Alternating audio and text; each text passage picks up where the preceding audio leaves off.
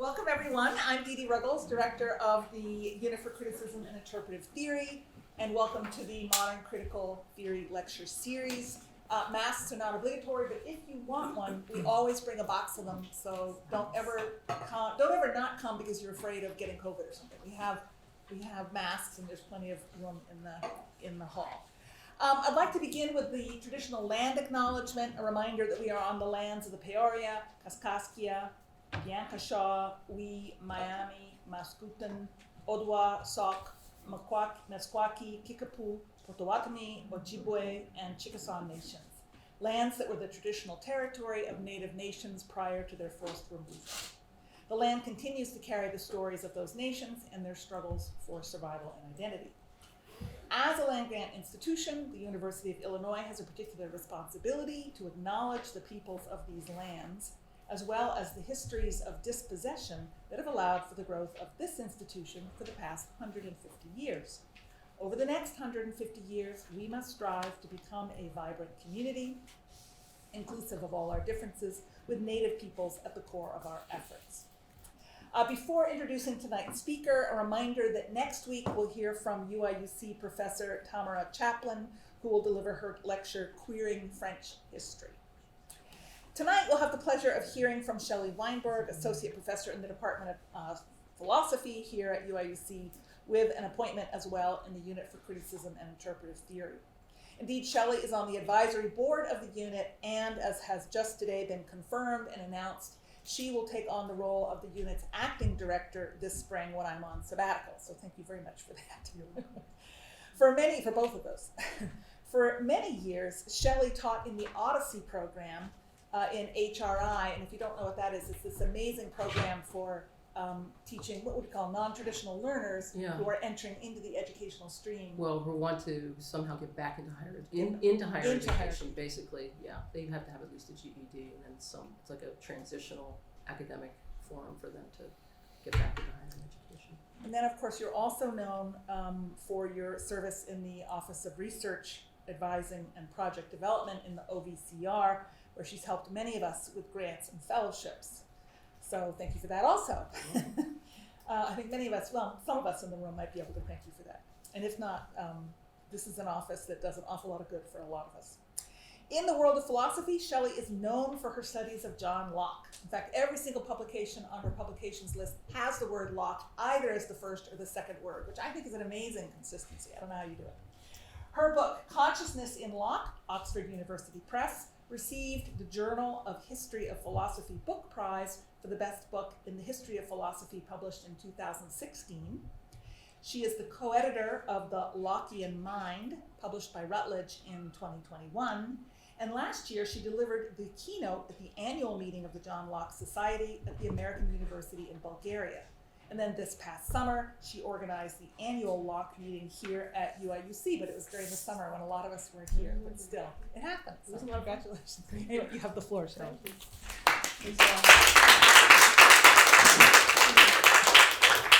Well, thank you for that, Dee Dee. I appreciate it. I'll wear the mic if you need me to. I can generally project pretty well. Can you hear me in the back? Much better for the recording. Oh, for the recording. Okay. All right. But don't you have two mics for the recording? Just one. Oh, just one. That's okay. How's that? I gotta be careful that I don't. Turn on the. Yeah, I gotta turn this on. Is that the one on the top? Is it on the top? Yeah, it's the. How's that? Did it go on? Yeah. Okay. Are you gonna attach it to yourself? Yeah, I'm gonna attach it to myself somewhere here. I'll put it in my pocket.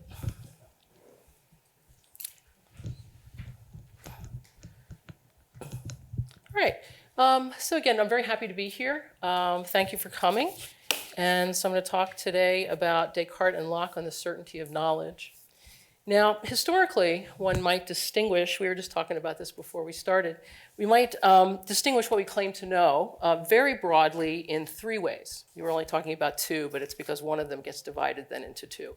One is knowledge of the external world, which are those claims we make as the result of the deliverances of the senses. The other two are the result of reason. Either, as we know from our baby logic classes, we can have induction and we can have deduction. Although conclusions about the external world and conclusions via induction will come up in ancillary roles as I move through the talk, I'll be focusing on reason insofar as we think it gives us certainty. So that's reason as we contemporarily call deduction. And I'm going to call it deduction too in the 17th century, or demonstration is another way to talk about it. So I'm going to be focusing on reason insofar as we think it gives us certainty. These are claims on the deductive side, things like mathematics and logic, or just any kind of a deductive argument where you're reaching certainty, or logical argument. We tend to draw these conclusions either immediately, just right, we have the proposition before the mind and we draw the conclusion, or it's just immediately self-evident to us, or we draw them via some sort of a proof. We have a series of propositions and we conclude something on the basis of those propositions. And these conclusions we seem unable to deny, these conclusions that are by, say, deduction, or actually I'm going to talk about intuition too, but anyway, what we seem to think is we can't deny them. Why can't we deny them? Well, because we would be committing a contradiction were we to deny them. So something like 2 + 3 = 5. So let's think about these kinds of deliverances of reason for a moment. Why do we trust reason? Why do I think that 2 + 3 necessarily equals 5? Well, because we think that contradiction is a hallmark of good thinking. It's a hallmark of properly functioning thinking. So here's an example. So I say, hey, 2 + 3 = 5. And then somebody out in the audience says, no, it doesn't. And I say, yeah, well, no, think about it. 2 + 3 = 5. And somebody will say, no, I don't think so. I don't think it does. And so then I go into the board and I say, well, let me give you, well, if there were chalk. Where? Oh, thanks. So I go to the board. I say, look, I get stuck on this. I go to the board and I say, let me prove it to you. And I just go 1, 2, and then I go, so 1, 2, 3, like this, equals 1, 2, 3, 4, 5. And I say, hey, look, 2 + 3 = 5. That's the proof. And then a person just says, no, I don't think so. And we go back and forth for a while, and then eventually, what is it that I have to do? I mean, I can do this over and over again, right? Just say, no, look, no, look. No, eventually I have to walk away because one of us is not being rational, right? One of us is being irrational. In other words, one of us is using reason, one of us is not using reason. So you might wonder, so this seems to be the use of reason, right? We can reach some certainty about these things.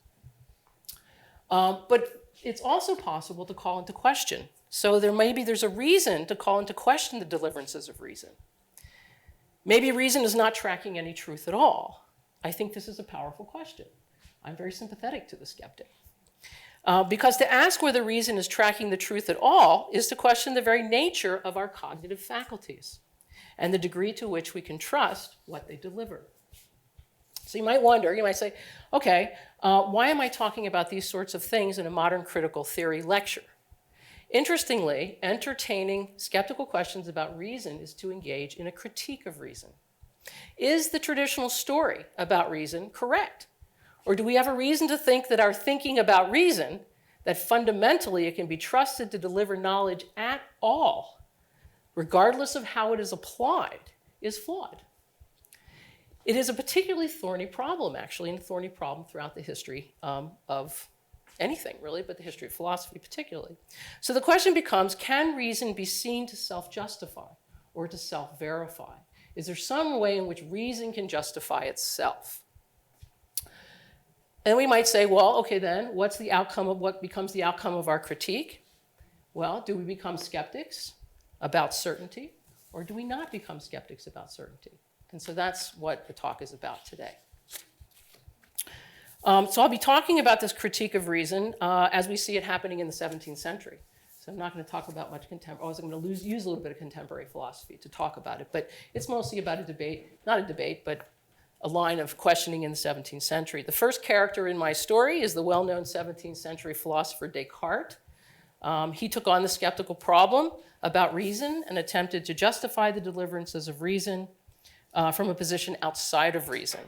He tried to prove the existence of a non-deceiving God to guarantee to guarantee the proper functioning of our cognitive faculties. So he went outside and said, I'm going to try to prove the existence of a non-deceiving God. A good God wouldn't put me in the world in a situation where my cognitive faculties were systematically wrong. So that's the way he tried to do it. Now, as you might guess, that attempt was not terribly successful, but not terribly successful perhaps for the reasons that you are thinking it wasn't terribly successful. The second character is an equally well-known philosopher, Locke, who I think can be seen to succeed. Maybe not completely, but he gets pretty far, or at least I'm going to argue to you. I'll argue that Locke can be interpreted to have a method, and that's an important point, a method, by which reason can be seen to successfully self-verify. So the lecture is going to go, or the talk is going to go like this. First, I'll lay out Descartes' epistemology. I'll discuss his theory of knowledge. I'll discuss the skeptical challenge to our claims to have rational knowledge, where we were talking about knowledge by reason, how he attempts to overcome that challenge, and why that attempt so obviously fails. Second, I'll briefly consider two interpretations, very briefly, in the scholarship that attempt to explain what Descartes might have been thinking in putting forward such an obvious failure. Third, following a general insight in these interpretations, I hope to show how Locke's epistemology and a method of justification therein can be seen to make the case that reason is sufficiently justified from within itself, that it can be seen to be self-verifying. What I hope to show more broadly is that a philosophical critique of reason is a fundamental question about our very nature as cognitive beings. So it's about our very way of being in the world. It's about who we are as rational beings. Okay, so here we go. Two kinds. In Rules for the Direction of the Mind, which is a text that Descartes started writing in 1628. It wasn't published until the beginning of the 17th century, but he never really finished it, but it's got some good stuff in it. He provides instructions for arriving at certain knowledge. First, in Rule 3, he says, concerning objects proposed for study, we ought to investigate what we can clearly and evidently intuit or deduce with certainty, and not what other people have thought or what we ourselves conjecture. For knowledge can be attained in no other way. So he's saying we shouldn't rely on the claims or conjectures of others about what counts as certain knowledge. And in reconsidering those claims, we should think about the two ways or forms of reasoning that lead to certain knowledge. So one is intuition. He says, by intuition, I do not mean the fluctuating testimony of the senses or the deceptive judgment of the imagination as it botches things together, but the conception of a clear and attentive mind, which is so easy and distinct that there can be no room for doubt about what we are understanding. So intuition is a form of reasoning described as a conception of a clear and attentive mind that leaves no room for doubt. Descartes seems to be saying that I cannot doubt what I know by intuition. I think there are a couple of things to say with respect to the kind of knowledge and the kind of certainty we have by intuition. First, it seems to depend only on our cognitive faculty, on that cognitive faculty of intuition or cognitive faculty of reason. The faculties of sensation or imagination play no role in the judgment or cognitive act of intuition.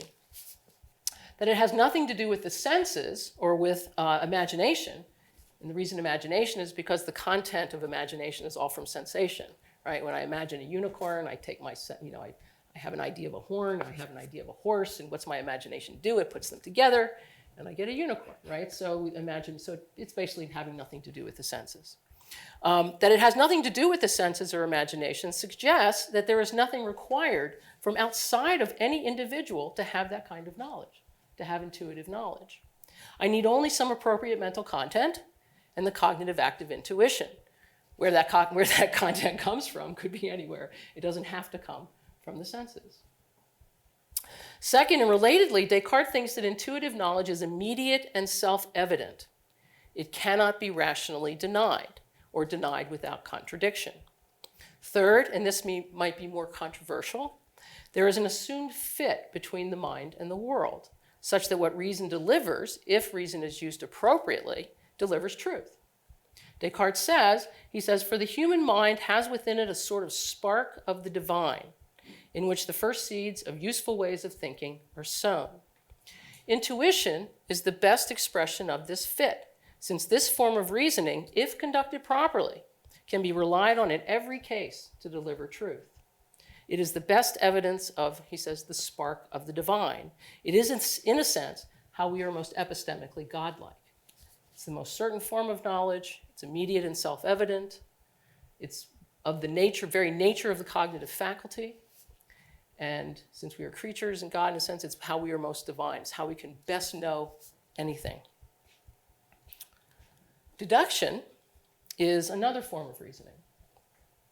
He says, by which we mean the inference of something as following necessarily from some other propositions, which are known with certainty. Descartes describes deduction more as a process of arriving at certainty by which we infer one proposition from another. It's important to note that propositions known by deduction are not immediately self-evident to us. That's why we have to do the proof, because we don't see the relation between the propositions immediately, like we do in intuition.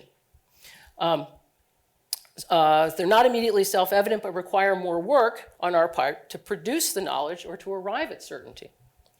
And that arrival depends on memory. You're going to see why in just a second. Memory is required to keep the chain of propositions together. In other words, you have to use your memory in order to go from one proposition to another, to see how one leads to another, and so forth. And this can get very difficult in long and complicated proofs. He says in Rule 7, he says, for this deduction sometimes requires such a long chain of inferences that when we arrive at such a truth, it is not easy to recall the entire route which led us to it. That is why we say that a continuous movement of thought is needed to make good any weakness of memory. If, for example, by way of separate operations, I have come to know first what the relation between the magnitudes A and B is, and then between B and C, and between C and D, and finally between D and E, that does not entail my seeing what the relation is between A and E. And I cannot grasp what that the relation just from those I already know, unless I recall all of them, unless I can hold it all in my mind at the same time. He says, so I shall run through them several times in a continuous movement, simultaneously intuiting one relation and passing it on to the next, until I have learned to pass from the first to the last so swiftly that memory is left with practically no role to play, and I seem to intuit the whole thing at once. In this way, our memory is relieved, the sluggishness of our intelligence redressed, and its capacity in some way enlarged. So just another example.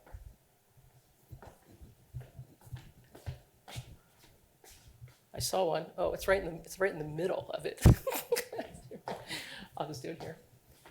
Everybody can probably see over here. So you have A is B and B is C. You have to do some mental effort, right, to see that A is C.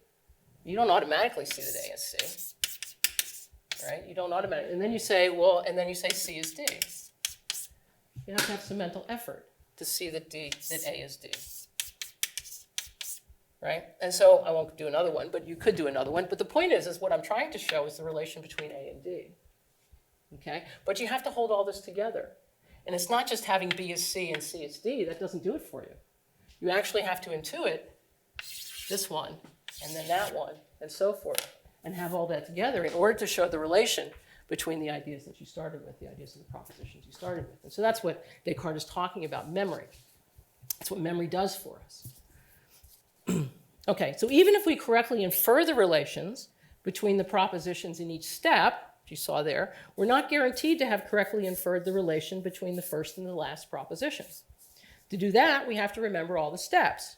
We have to keep them in mind so that we can know the relation we set out to know between the first and the last. So Descartes says, deduction, in a sense, gets its certainty from memory. Moreover, the employment of multiple steps and the reliance on memory complicates and makes deduction a less certain form of reasoning than intuition. And this is 17th century. This is not something people would think today.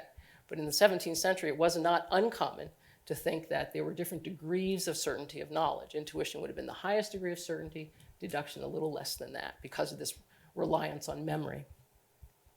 we look at reasoning a little bit differently now than they did in the 17th century, because I'm not going to go into this, but now we focus more on structure and form than we do on content, where they were concentrating more on content than validity for you guys up there. Yeah.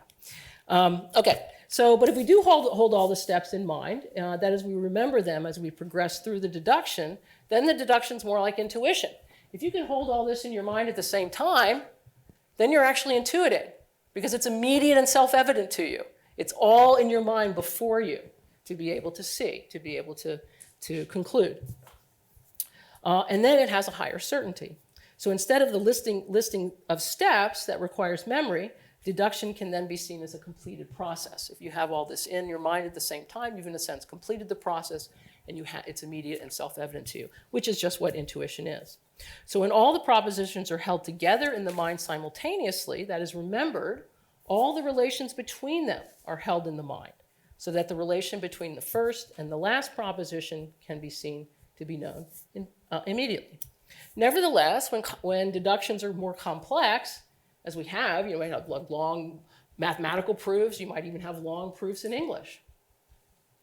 That memory plays a greater role than it would in short and easy to remember proofs. So I take it that the more we rehearse a proof, you start to memorize a proof essentially, the more likely we are to remember the propositions and the relations between them. If you go over it, you're going to remember all the connecting premises. Such dedicated rehearsal will lead to intuitive knowledge, but not until the role of memory is eliminated. What we have so far is an explanation of the forms of reasoning and why they lead to different degrees of certainty. Intuition provides the most certainty we can have, while deduction is a little bit less certain since it relies on memory, and memory's fallible. You might forget, right? Down the road, you forget the proof. We do forget these proofs, right? You might have done proofs in math class years ago, right? You remembered them for a while, and now you don't. Okay, so what this laid out is these two forms of reasoning, two forms of certainty of knowledge, intuition and deduction in Descartes. Now, Descartes doesn't stop there, because he then writes the meditations, where he writes the meditations, he begins with what he calls his method of doubt. And the method of doubt is in order to try to figure out what is it that we can be certain of? What sort of propositions can we know with certainty? And if we can figure out the ones we know with certainty, we can build our knowledge from there. And so he starts by doubting, and he says, well, if I can doubt certain propositions, then I can doubt the source of those beliefs. If I can doubt the source of those beliefs, then basically everything just gets thrown out. Okay, so Descartes' epistemic project in the Meditations on First Philosophy, this is a well-known story, it's a Philosophy 101 story, is to ground our knowledge on indubitable foundations. The method of doubt that is supposed to reveal indubitable beliefs, absolutely certain knowledge from which all other knowledge can be derived, starts by questioning the deliverance of the senses. So he starts with the senses. He proceeds from a consideration of simple sensory optical illusions, things like railroad tracks converging. You see them converging. We know they don't converge, right? You see the tower, the bell tower out in the South Quad. You're really far away from it. It looks like it's about this big. You can probably even put your fingers up to it like that. You walk up to it. It gets bigger and bigger. So these are just sort of optical illusion kinds of things. He proceeds from that sort of a thinking of the failure of the senses, or a way in which we can doubt the senses, to a wholesale systematic failure of the senses. I could very well be in a perpetual dream, right? I could be where my mental content is the same, but the causes are not what I take them to be. If the belief can be doubted, then the source of the belief can be doubted. Maybe I'm Neo in the Matrix, or entrapped in some other sort of simulation. Maybe what I think are deliverances of the senses really aren't deliverances of the senses. The causes of the things out there are not what I think they are, or what's causing my mental content is not what I think it is. And it could all be the same. It could all be systematically the same. Everything would be exactly the same, but it's false. Okay. And so we have reason to doubt the trustworthiness of the senses themselves. But maybe, Descartes says, maybe I can trust my intellectual beliefs, my mathematical ones, those intuited and deduced beliefs that I seem unable to deny without contradiction. But then he says, perhaps I go wrong there too. For it's possible that my mind is being manipulated by an evil demon. that's Descartes, or a deceiving God, such that what seems so very certain to me is simply arbitrary. And so he says, he, in a sense, is calling reason now. He starts with the senses, and then he starts to call reason into question. And he says, but what about when I was considering something so simple and straightforward in arithmetic or geometry? For example, that 2 and 3 added together make 5, and so on. Did I not see these things clearly enough to affirm their truth?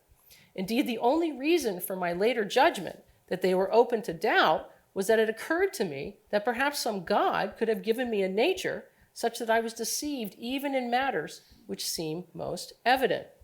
After all, we and others, he says, make mistakes in reasoning. We do make mistakes in reasoning, the conclusions of which from our first personal point of view seem so certain to us. He says then this, he says, what is more, since sometimes I believe that others go astray in cases where they think they have the most perfect knowledge, may I not similarly go wrong every time I add 2 and 3, or count the sides of a square, or in some simpler matter, if that is even imaginable. If I have reason to doubt that 2 plus 3 equals 5, in other words, doubting that my cognitive nature is in any way tracking the truth, that's what I've come to doubt, basically. My cognitive nature is just not tracking anything truthful. If I have reason to doubt 2 plus 3 equals 5, then I have a reason to doubt my intellectual faculty, which is to doubt my very nature as a cognitive being. That is, reason itself is called into question. That my cognitive faculties might be fundamentally unreliable is a skeptical situation from which there appears no escape. As we also know well, this is just the beginning of Descartes' project. As from here, he proceeds to argue that we can trust the deliverances of reason, those clear and distinct ideas, he calls them, those things that we cannot deny without contradiction, immediately self-evident to us. In Meditation 3, I didn't give this to read, but you don't need to, I'm going to tell you all about it right now. In Meditation 3, he gives us a proof for the existence of a non-deceiving God as the author of our nature, the one who gives us our nature, our cognitive nature. And such an omnibenevolent being would not put us into such a systematically deceptive cognitive situation as radical skeptical doubt portends. So that proof for the existence of a non-deceiving God starts with I exist. It's the famous cogito. I exist whenever I'm thinking. That Descartes in the previous meditation, Meditation 2, has argued is beyond doubt. Essentially goes like, I must exist to think, and I must think to be able to doubt my senses, which is the method of doubt we've just all gone through. If I'm doubting, I'm thinking. If I'm thinking, I'm existing, essentially. But here's the rub. So Descartes uses that premise, starts with I exist, he uses some other premises, we don't need them. And from all those premises, he concludes that God exists. So he concludes by deduction that God exists to guarantee the deliverances of my rational faculty. But here's the rub. The skeptical doubt has called into question the very reliability of reason. Yet to conclude I exist, or to conclude the proof that a non-deceiving God exists, requires that I use reason. Descartes seems to be engaging in circular reasoning. Indeed, it is now infamously called the Cartesian circle. I cannot deny my clear and distinct ideas, namely those that cannot be denied without contradiction, so they can be trusted. But at the same time, there is a reason to doubt these apparent truths until I can know whether a non-deceiving God exists to guarantee my cognitive nature. But to prove that a non-deceiving God exists, to guarantee the trustworthiness of my cognitive nature, I must rely on that cognitive nature, or on the trustworthiness of that cognitive nature. That's the Cartesian circle. Now, there's been a lot of ink spilt trying to figure out what Descartes could have been thinking, because it's just an obvious, I teach this, and I get, my freshman, students are just, wait a minute. I can't even get it out before they're like, wait a minute, how could they possibly be saying that? I'm like, yeah, right, I know. Well, people have been writing stuff for decades, centuries, whatever, not centuries maybe, but decades. Well, no, centuries, maybe 2 centuries. About why could Descartes have said this? Like, what was he thinking? Because he was a pretty smart guy. So how could he have embroiled himself in this so obvious of a circular reasoning? So the question then is how to justify the use of reason, those intuitions or clear and distinct ideas used as premises, and the deductive reasoning employed in the proof that a non-deceiving God exists once our rational faculty has been called into doubt. Well, before moving on to some interpretations that try to make sense, you can't really absolve Descartes completely, but what you can try to do is to argue, like, what could he have been thinking? So we're going to get to that in a second. But before we get to that, I want to show one way in which the problem has been taken up contemporarily. William Alston, very famous philosopher, actually he was here in the philosophy department for many years, a long time ago, argues that there's a special kind of circularity. And he calls it epistemic circularity. He says, that stems from our epistemic situation as human beings. In terms of sense perception, he argues that believing any singular proposition derived from the senses, such as there are people out there in front of me, presupposes the truth of the conclusion, since we must trust the senses to believe the proposition. I have to trust my senses to make the claim that you all are out there. Why? Because the reason I'm making that claim is because I sense you, right? He says that is our belief in the reliability. So our belief in the reliability of sense perception becomes what he calls a basic belief that lends epistemic reliability to any particular belief. So I have a belief in the reliability of my senses. That then justifies, I can say you're there, and the computer's there. You know, I'm seeing digital things, et cetera, et cetera. I'm hearing things, whatever claims I'm hearing, so forth. He said he then extends his account of epistemic circularity from singular beliefs to claims about the reliability of sense perception itself, the source of the belief. Alston marshals a somewhat complicated argument from a first-level analysis to a hypercritically, in other words, you move from something that's being claimed, is that reliable, to, and then you question that, and then you question that, and you just become critical in an iterative kind of way. So you started a first-level analysis to a hypercritically reflective analysis in which we recursively question the epistemic status of a particular belief based on a general belief that the senses are reliable. What's my justification for believing that there are real people out there? You know, that I'm not in some computer simulation, that you all actually exist. Others, so we might say that way, we might appeal to other sorts of reasons. Well, you all see each other, right? You see me. You know, we could talk about that for a while. We can agree on what people look like, so forth and so on. But why do I believe that those are good reasons? Again, I'm using my senses to believe that that's a good reason. Ultimately, because I believe that my senses are reliable. But what's my justification for that belief? And now we're getting into a hypercritical reflection on the justification for our beliefs in the senses. It ends either in regress, you just keep regressing, right, recursively, or in the conclusion that I don't really have any justification for the reliability of the senses at all that is not also relying on the senses, right? Because all of my reasons for justifying my beliefs in the senses have to do with sensory beliefs, or the basic belief that my senses themselves are reliable. And so I don't really have any justification at all, and I end up in a vicious circularity. I'm assuming the reliability of my senses in order to conclude the reliability of my senses, or particular sense experiences, which then are justifying the reliability of my senses. So being able to answer the skeptic, so that the skeptic says, this is vicious circularity. Being able to answer the skeptic from a hypercritically reflective stance would consist in providing what Alston calls full assurance, or what he calls fully reflective assurance, or fully reflective justification, sorry. He acknowledges the difficulty of providing this degree of justification. Alston says this, he says, where basic sources are concerned, it will be in principle impossible to attain full or reflective assurance with respect either to the principles of justification or reliability, or to the particular beliefs that fall under those principles.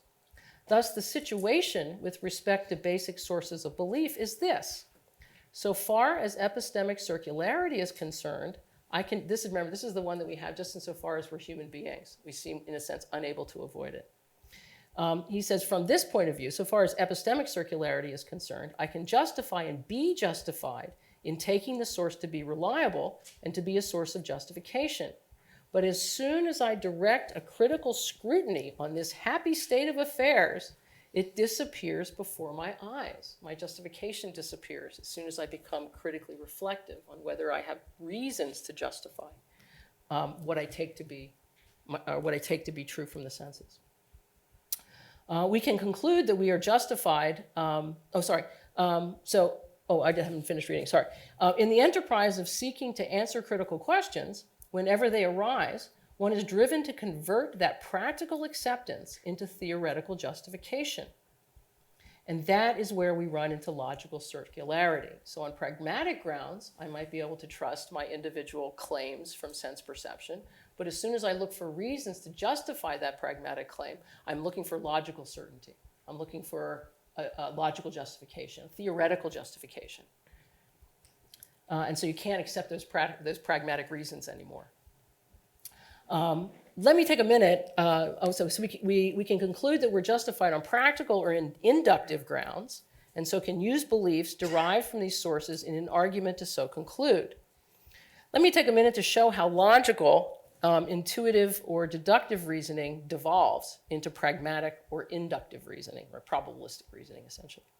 So David Hume, an 18th century philosopher, was famous for many thoughts, not least of which was a skeptical questioning of the deliverances of reason and the claim that all intuitive and deductive reasoning is ultimately justified inductively. Here's a great example by Donald Ainsley of Hume's point. So you're at a restaurant, and there are 6 of you, right? And the bill comes, the check comes. Everybody wants to pay separately, but nobody wants to split it 6 ways. So, you've been tasked with the one to figure out the bill. And so you have to figure everyone's share along with the appropriate tip. You do the calculations, and yet you want to make sure that you've done it right. So what do? You do it again. And then you think, oh gosh, I wonder if I did it right. So you do it again. And then it's like taking a long time. So you give it, and you're still I don't know. And so you give it to your friend. I'll give it to you, Lisa, you do it. Right? And so you do it, right? And then you're going to be like, I'm not sure. And you give it to Jonathan. And he's like, and then finally you're just like, okay, we've gotten enough right answers. But the point is that then you, at this point though, you're no longer relying on mathematics to give you the right answer, to tell you that you've got the right answer. But on an inductive argument by an enumeration of examples. It's the iteration of the same answer that justifies or convinces us, not the mathematics itself, right? It's that we've all come up with the same answer, and that's a probabilistic argument. That's just induction on the basis of examples. So epistemic circularity is problematic, right? So it's problematic when it converts into logical circularity. So epistemic circularity is something we just can't get out. We can't get out of. And we can just pragmatically kind of accept our beliefs, because we all have them, these sensory beliefs and so forth, that we can do the math, at the table and accept it for those reasons. But when we start to critically reflect and look for a theoretical justification, either for the senses or for our mathematical reasoning, that's when we get into trouble. We take that hypercritically stance to being justified pragmatically. That is when we begin to critique reason itself. So I'm including Alston's, and so this is Alston's point, is we don't get into trouble really. We don't really have a justification for reason. We have a pragmatic justification for reason. But when we act for more, when we look for a theoretical justification for reason, then we get into that viciousness of circularity. Now I'm including Alston's analysis for 3 different reasons. First, that justifying a source of beliefs is not only a Cartesian problem. Second, one way to solve the problem is to draw a sort of level distinction between a kind of first-level practical justification and a logical or theoretical justification that we get when we critically reflect, or we're looking for when we critically reflect. And third, that engaging in reflective 2-level thinking, taking a second, third, fourth order critical stance to a belief, embroils us in a kind of intractable logical circularity, the kind that they could say is vicious. So how does this 2-level analysis help us see what Descartes might have been thinking? Well, I have a lot of references to University of Illinois in my paper because William Alston was here in the philosophy department for many years. And now I'm going to talk about Alan Gaworth, who was actually Andy Gaworth's father, who was a philosopher at the University of, some of you might know him. He's a chemist here, and we knew his partner very, very well. So Alan Gaworth drew a distinction between the psychological certainty of clear and distinct ideas before the proof for the existence of a non-deceiving God to guarantee our reason, and a metaphysical certainty those propositions have, once we have concluded the proof. We're back to Descartes now. What could Descartes have been thinking? How could he have embroiled us in this circularity? What we psychologically cannot deny, what we cannot but believe, on the first level is used in the proof to show that we have metaphysical certainty, what really is the case going forward with any future clear and distinct ideas. So essentially it's like we can accept our psychological inability to deny, right? These deliverances of reason. I exist, and then the how reason works in the proof in order to move through the proof for the existence of God. And then by the end of the proof, we have then metaphysical certainty because the thought is we've actually proved the existence of a non-deceiving God that guarantees our cognitive faculties. And so then going forward, we can trust those intuitions and deductions as we use them. We might still ask whether this resolves the circularity. I think it's reasonable to say that it is consistent with Descartes' text. After all, that's what it is. It's a textual interpretation trying to figure out what was Descartes thinking, and could very well be what Descartes was thinking. But the critic will say that we can't use a psychological method, use what you are compelled to assent to, just empirically, right? Empirically compelled due to your psychology, or our psychology as human beings say, to prove a metaphysical certainty, something beyond an empirical claim. It's because it would be a necessary claim. That is, we can't use something with a lower level certainty that is somehow epistemically transformed at the higher level. So here's a critique by Keith DeRose. He doesn't have any affiliation with UIUC, to say that. Offers this criticism of Gaworth's view.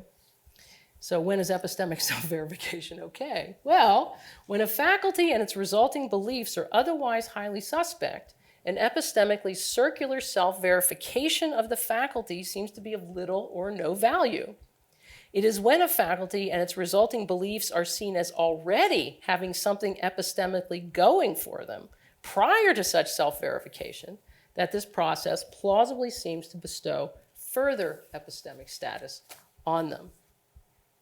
So DeRose is drawing a distinction between beliefs that already have something going for them at the first level and what Descartes, this is his interpretation, which is different. He's not doing it psychologically and empirically. He wants to say, listen, these first level beliefs that you're going to use in the proof for the existence of God, they already have something going for them epistemically. And he does this, and this is a textual argument because he's distinguishing between that kind of certainty that those beliefs have and what Descartes calls scientia, right, which is just the Latin word for knowledge. But there's text that seems to say that Descartes thinks that scientia is a higher form of knowledge. So DeRose picks on this. DeRose unabashedly admits that his interpretation assigns to Descartes a circular form of self-verification. And we're still left with the same question. Regardless of whether DeRose's textual interpretation makes sense of what Descartes might have been thinking, it still seems reasonable to ask whether it really is any better when it comes to an account of the self-verification of reason. And remember, that's what we're after. We're critiquing reason. What we can say is that these two-level solutions do for Descartes what Alston's two-level distinction between being practically justified on one level and a reflective critical justification on another does to answer the skeptic, given our epistemic situation as human beings. Meaning that insofar as we're human beings, we seem unable not to commit this epistemic circularity. That is, there is a special kind of epistemic circularity that maybe we can live with, even though there looms a logical or theoretical circularity from a hypercritical standpoint that is vicious. So now I'm going to talk about Locke.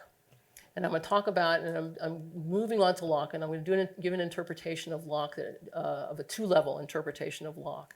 And we're going to see how that fares when it comes to all of this. So like Descartes, Locke accepts that different forms of knowledge can have different degrees of certainty, depending on how well they stand up to a reflective challenge. But Locke avoids the vicious circularity that ensues when moving to a hypercritical standpoint, or so I will argue. The reason is that a hypercritical stance serves to reinforce reason's reliability rather than embroil us in an infinite regress or vicious circularity. Locke can be seen both to embrace the epistemic circularity that comes with human rationality, the one we can't avoid. Locke can be seen both to embrace the epistemic circularity that comes with human rationality and still have an account by which we can justifiably claim that reason is self-verifying, not from the outside of it, not from outside of itself, and not from outside of the circularity, but from within it.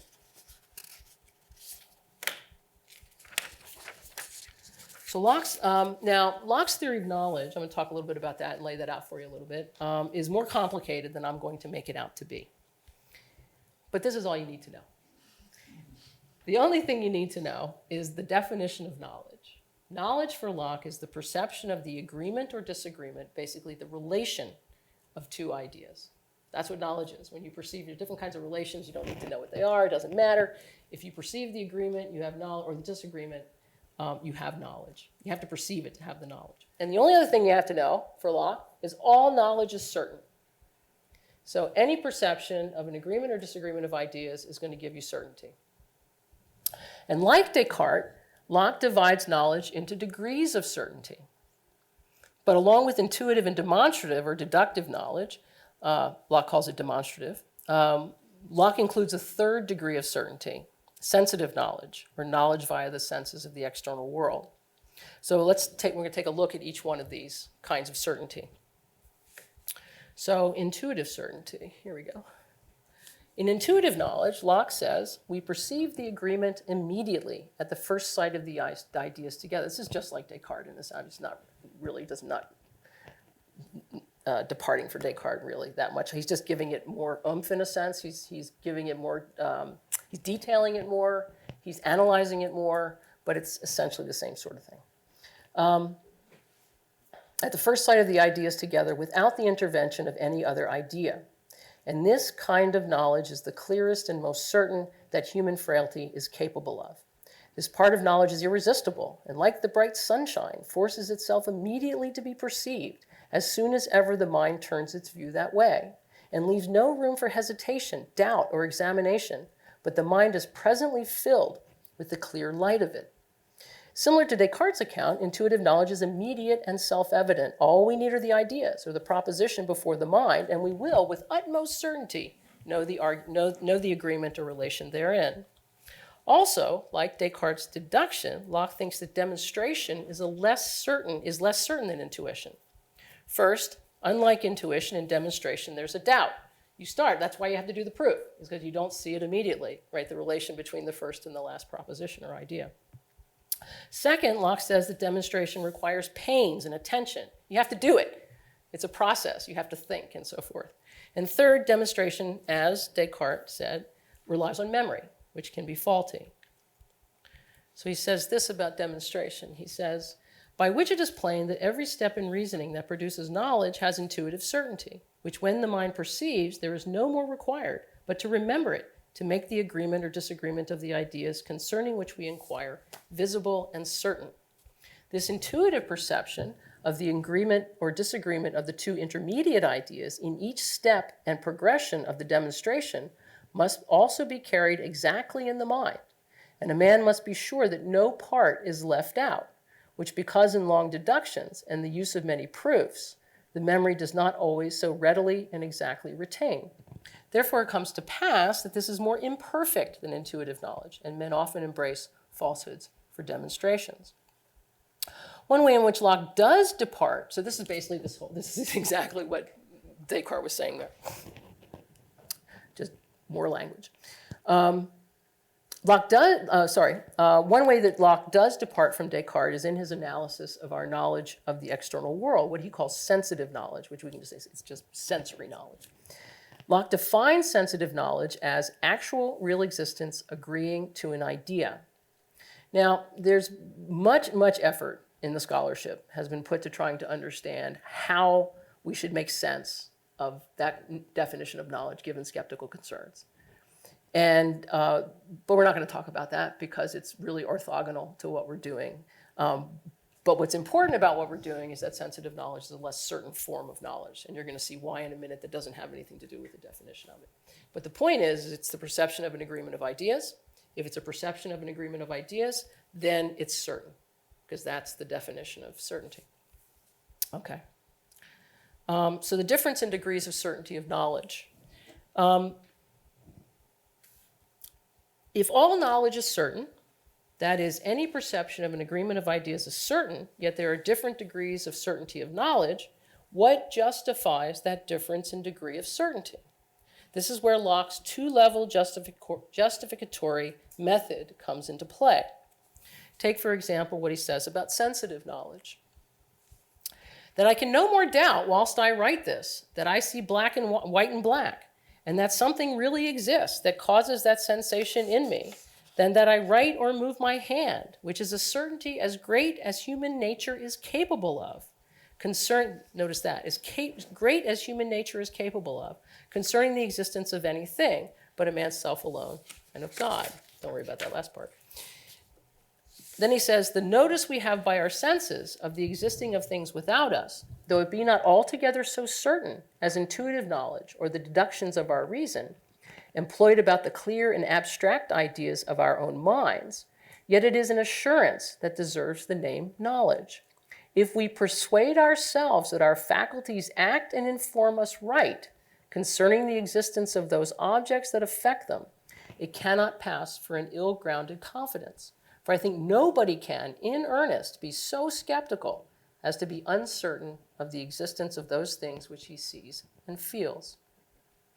When I perceive the agreement constituting sensitive knowledge, I have an experience of certainty, like I do with any perception of an agreement. The same one that goes with any perception of agreement of ideas. And then if I can convince myself of the reliability of my sensory faculty, I can be reassured that my senses do not deceive me. But if I must so convince myself, then there must be a reason for doubt. Indeed, Locke follows Descartes in considering that one can be so skeptical as to distrust his senses and to affirm that all we see and hear, feel and taste, think and do during our whole being is but the series and deluding appearances of a long dream, whereof there is no reality, and therefore will question the existence of all things or our knowledge of anything. This is just the radical doubt of the senses, the same that Descartes had. I take Locke to be considering that I can take a reflective critical stance to what initially I cannot but believe. Remember, he says in the passage before, I can no more doubt whilst I write this that I see black and white, or I can no more doubt it.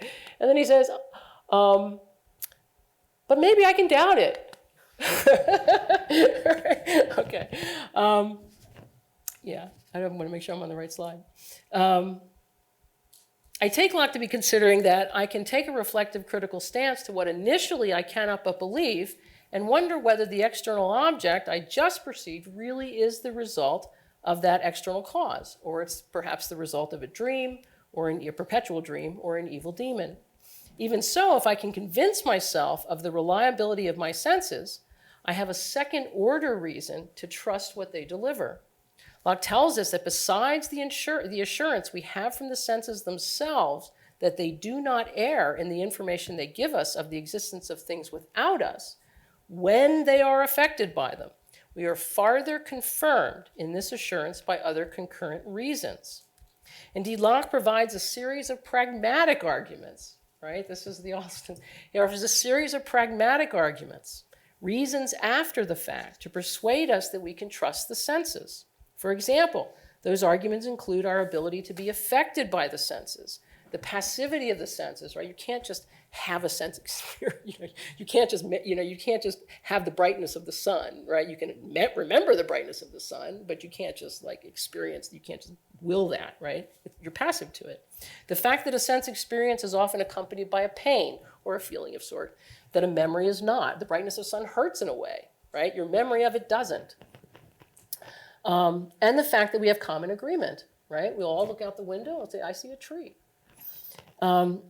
Concerning our sense experiences. in Locke's claims about sensitive knowledge, we can see a first-level justificatory experience of certainty, a reflective critical reason for doubt, and a second-level justificatory enterprise to bolster the original certainty, right? I can give pragmatic reasons why I can trust in the reliability of the senses. No different from the other arguments. What about demonstrative knowledge? Does Locke employ the same two-level justificatory method here? I submit that he does. Let's consider again the passage from the essay, from essay 427. That's the one we saw. Here it is, yeah. He says, by which it is plain that every step in reasoning that produces knowledge has intuitive certainty, which when the mind perceives, there is no more required but to remember it, to make the agreement or disagreement of the ideas concerning which we inquire visible and certain, so that to make anything a demonstration, it is necessary to perceive the agreement of the intervening ideas, all the ones in between, whereby the agreement or disagreement of the two ideas under examination, whereof the one is always the first and the other the last in the account, is found. This intuitive perception of the agreement or disagreement of intermediate ideas in each step and progression of the demonstration must also be carried exactly in the mind, and a man must be sure that no part is left out, which because in long deductions and the use of many proofs, the memory does not always so readily and exactly retain. Therefore, it comes to pass that this is more imperfect than intuitive knowledge, and men often embrace falsehoods for demonstrations. Once we get through the proof, the agreement between the first and the last ideas or proposition is visible and certain to us, right? We've done the proof. We've seen it. We have a first order experience of certainty that comes with perceiving an agreement of ideas. You're like, yes, I proved it. You know, and you've seen that agreement of ideas, perceived the agreement of ideas. But when we take a reflective critical stance to what we just experienced, we can generate a doubt, especially in long and complicated proofs. Perhaps we have left out a step or made some other sort of mistake. How many times did that math or logic homework about which we were so confident come back with red, marking our mistakes? With short and uncomplicated proofs, all the steps can be retained in the mind such that all the intermediate agreements are perceived. There you go. In longer proofs, it is much harder, and even skilled reasoners must repeat the proof in a process of confirmation. A second-level reason to further justify an initial certainty. Locke confirms as much here.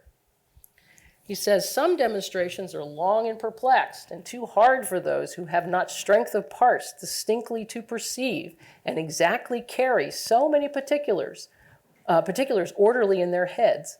And even those who are able to master such intricate speculations are fain sometimes to go over them again, and there is need of more than one review before they can arrive at certainty. The more we go over the proof, the more it is retained in the mind as we proceed through it until we have all of it in the mind at once. What I think Descartes meant by a completed process and what mimics intuition. Rarely is this achieved in long and complicated proofs, and even those able to master intricate speculations must engage in second-level confirmation to make sure that their initial conclusions are accurately proved. At this point, one might ask why demonstrative knowledge is more certain than sensitive knowledge. Right? It seems we can raise a doubt about both of them. So why do we have a different degree of certainty? Well, both are subject to doubt, and both take advantage of a two-level justificatory process or method. I suggest that sensitive knowledge is less certain overall because I can raise a doubt about the deliverances of my sensory faculty. There is a chance, albeit very slight, that those deliverances are systematically false. In other words, they're all false. For Locke, the reason I can entertain that slight doubt is that when I take a reflective critical stance to my sensitive knowledge, I am no longer sensing. I'm now reflecting, and I'm not having the experience of what it is to have a sensory experience. And if I'm not having that experience, for Locke anyway, I won't perceive the agreement of ideas, right? Which means I don't have the certainty. So as soon as I reflect, I lose that first order certainty in critical reflection, because I'm now reflecting, I'm thinking about it. Oh gosh, was that, is there really a chair out there? I'm not, I'm like, is there really a chair out there? I'm not seeing it, so I don't have that immediate kind of evidence that Locke thinks we have in sensitive knowledge. So in that reflective stance, I lack the certainty that comes with perceiving an agreement of ideas. Locke is clear as is textually that sensitive knowledge only when there is something occurrently present to our senses. To the contrary, in demonstration, even if we can make mistakes, we know that we get some demonstrations right.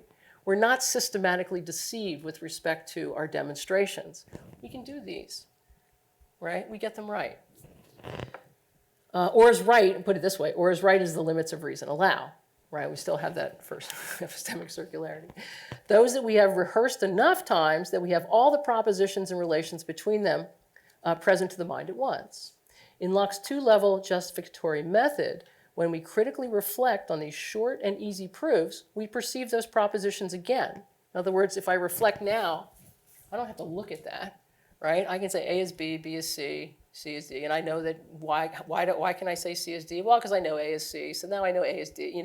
I can do all that and I can remember all that. I don't have to look at it. It's not about sensation, right? I can just rehearse that in my mind. I can reflect on that. And when I reflect on that argument, I have those propositions in my mind again. And so I get those right. Now, if I were to reflect on a long proof, chances are I couldn't have all the propositions in my mind. So when I reflect on that, I'm not able to say, I'm able to then raise a doubt. I'm saying, no, I can doubt that because I don't know, I don't remember how it goes. Because some of our demonstrative knowledge resists doubt, our errors do not lead to the same sort of global skepticism about the rational process, about the faculty of reason in conducting a proof as they do in sensitive knowledge. And so that's why, even though you can raise a doubt in both, demonstrative knowledge is more certain. Because I'm not systematically deceived. Or systematically wrong, I should say. So let's look at intuitive knowledge. Why is that most certain? Finally, for Locke, intuition is the most certain of all. He says, for in this the mind is at no pains of proving or examining, but perceives the truth as the eye doth light, only by being directed toward it. Thus the mind perceives that white is not black, that a circle is not a triangle, that 3 are more than 2 and equal to 1 and 2. Such kind of truths the mind perceives at the first sight of the ideas together, by bare intuition, without the intervention of any other idea. I don't need any other idea. I don't have to prove it, that white is not black. I just see white, black, not. 'Tis on this intuition that depends all the certainty and evidence of all of our knowledge, which certainty everyone finds to be so great that he cannot imagine and therefore not require a greater. He that demands a greater certainty than this demands he knows not what, and shows only that he has a mind to be a skeptic, without being able to be so. That's an important part of that sentence. Locke gives us 3 reasons why intuition is the highest degree of certainty of knowledge. First is that it is immediate and requires nothing else to perceive the agreement. We will intuit the agreements or relations between the ideas at first sight, simply by having them in the mind. Second, the certainty of any other rational knowledge depends on intuition. Demonstration requires that each step in the proof is known intuitively. That's why a demonstration wherein we have all the steps in the mind simultaneously resists doubt. It is tantamount to intuitive knowledge. It just is intuitive knowledge if you have it all there. And third, Locke seems to be saying that to demand a greater certainty than intuition is to raise a skeptical doubt without being able to do so. I suggest that this last claim is evidence of the 2-level justificatory process operating in intuitive knowledge. For example, I have 2 ideas in my mind, red and yellow. In having those ideas juxtaposed in my mind, I will immediately perceive the disagreement that red is not yellow with the certainty therein. I can take a reflective critical stance to that knowledge to see if there's a reason for doubt. But in reflectively questioning the relation between the 2 ideas, red and yellow, I cannot raise a doubt. For the same ideas that were initially in my mind will again be in my mind when I reflect on them. Right? I just have another kind of perception. It's now a reflection on that proposition, or on those 2 ideas, red and yellow. Instead of intuiting, I'm now reflecting on that intuition. When I reflect on the intuition, that proposition is still there. I will perceive the same disagreement and experience the same certainty. I will be in the same cognitive situation all over again. A recursive reflection on my intuitive knowledge only gives me more intuitive knowledge. As Locke says, he that demands a greater certainty than this demands he knows not what, and shows only that he has a mind to be a skeptic without being able to be so. When employing the two-level justificatory method in an instance of intuitive knowledge, there is no psychological or cognitive space into which a doubt can creep.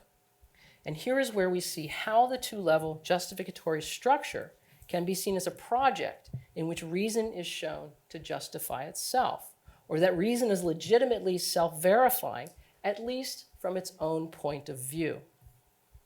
Where Descartes appeals to a divine guarantee, something external to reason, to close the epistemic gap between my initial experience of certainty and the need for higher-level justification, namely a reason to doubt our initial certainty, the structure of Locke's epistemology of intuition provides no such space. There is no epistemic gap, a reason for doubt, into which the skeptic can drive her wedge. But what about Descartes' evil demon hypothesis? Doesn't that create an epistemic gap between what I think I know and what might actually be true? Well, I guess it can. If one thinks that we can justify the certainty of knowledge from a place outside of it. But as we learn from Descartes and from Alston, there is no such place. Even in the proof for the non-deceiving God, we must use our reason. We must rely on the best certainty we have. Once we realize that there is no escape, no way to escape the use of reason, what Alston called the human condition, Locke's epistemology and the two-level method of justification gives us a good reason to trust reason. And it's not a pragmatic reason. That's the other thing too, right? I'm not giving you pragmatic reasons to trust intuition. Locke's from within the limits of reason, intuitive knowledge is self-verifying. Locke's definition of knowledge guarantees it. When I critically reflect on my perception that red is not yellow, I will perceive that red is not yellow. All over again, that is, once we realize that we cannot get outside of reason to justify the certainty of our knowledge, or that we have to use reason to justify it, a two-level justificatory structure and an epistemology of the degrees of certainty of knowledge, like Locke's, gets us just about as far as we can go. One way to interpret Locke's two-level method would be analogous to Gowerth's interpretation of Descartes. There's a first-level psychological certainty, and that's provided normative standing at the second level. Or we can see it more like how Diderot sees Descartes. The second level lends more epistemic merit to the first level. Regardless of which interpretation is best suited to Locke, it is important to note that Locke's version of Alston's epistemic circularity, what we cannot avoid due to our nature as human beings, falls neither to the problem of vicious circularity nor to regress. The circularity is not vicious as we cannot avoid it. And there is no regress because we get all the justification for intuition that we possibly can at the second level. You can't generate the doubt, right? You just get the intuitive knowledge over and over again. When we critically reflect on our intuitive knowledge, we cannot generate a doubt. To my mind, although not theoretical or logical justification, Locke's is a good stab at what Alston meant by fully reflective justification. It's important that Locke's is a method. And because it's a method, it doesn't fall to the criticism that it's looking for logical or theoretical justification. And that's my claim about why he gets around the viciousness of the circularity and the argument itself about intuitive knowledge. I just gave that up. I probably shouldn't have said it, but anyway. Here we go. So here's a conclusion. I've tried to show that Locke's epistemology and the degrees of certainty of knowledge, in a sense, answers problems of the justification of reason left behind by Descartes. I've argued that Locke takes on and expands important aspects of Descartes' division of knowledge into degrees or levels of certainty, according to whether and to what extent we have a reason to doubt what we think we know.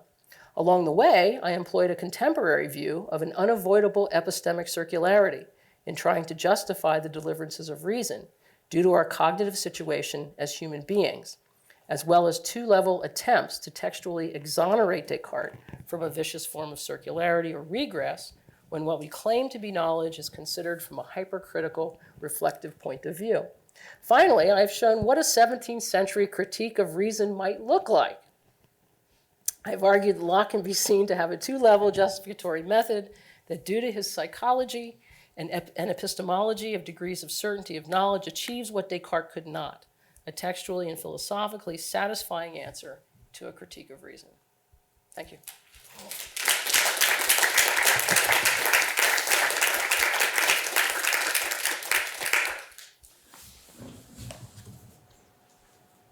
Convinced?